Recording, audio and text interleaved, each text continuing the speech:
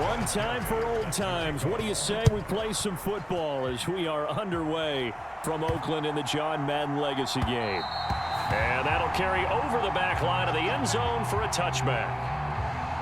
So it's the NFC stars who will get the ball first. And Charles, as we alluded to, we've got a different era of coach on each sideline. So the man coaching this NFC squad, we'll call him Young John Madden.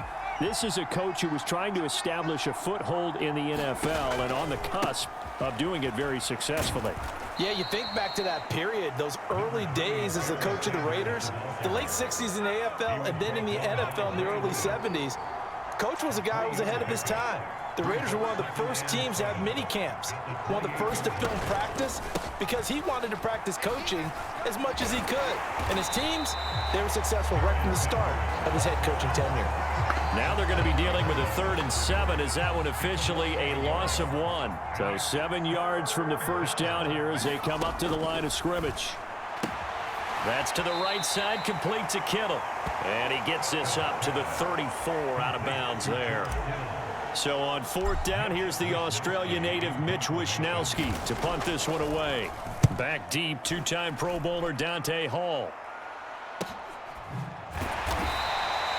So a change of possession here on the punt. And the AFC will take over 1st and 10. So, Charles, as mentioned, we've got another Coach Madden over here on the AFC sideline. Of course, his Raiders, members of the AFC West. So this is a conference he battled in for his entire career. And you think about the landscape of the NFL as he was getting into the back half of his tenure. It was a golden era for coaches. You had Don Shula, Tom Landry, Chuck Noll, Bud Grant. But it was John Madden who had the best winning percentage of them all, CD. 759, the best ever. Brandon, it's hard to believe he could be so successful in a conference with all those great teams. The Steelers won 4 Super Bowls. The Dolphins won 2 and were a mainstay in the playoffs. The Colts were tough. The Broncos came on late and went to a Super Bowl themselves. But against Hall of Fame coaches, John Madden's record, 36, 16, and 2. That's pretty incredible. His Raiders were a factor each and every year. On is the Hall of Famer Ray Guy to punt this away on 4th down. And the kick's away as he angles this one for the sideline. And no return here. Where will they spot it? They say just outside the 20-yard line. And the NFC offense coming out here. And you know, Charles, Coach Madden always said that if he had one drive to win a game and he had to pick a quarterback, he would pick Kenny Stabler. But I think if you asked him to omit any of his Raiders players, there's a good chance the guy he'd select would be Brett Favre.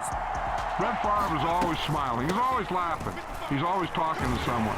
He remembers that it's a game. And if it's a game, you should have fun. And Brandon, that always reminds me of a great movie line where one of the players was telling... Oh, he didn't spike it. He faked it. Forced out to his left. Oh, he'll look downfield for Kittle. And that is incomplete. Nearly intercepted.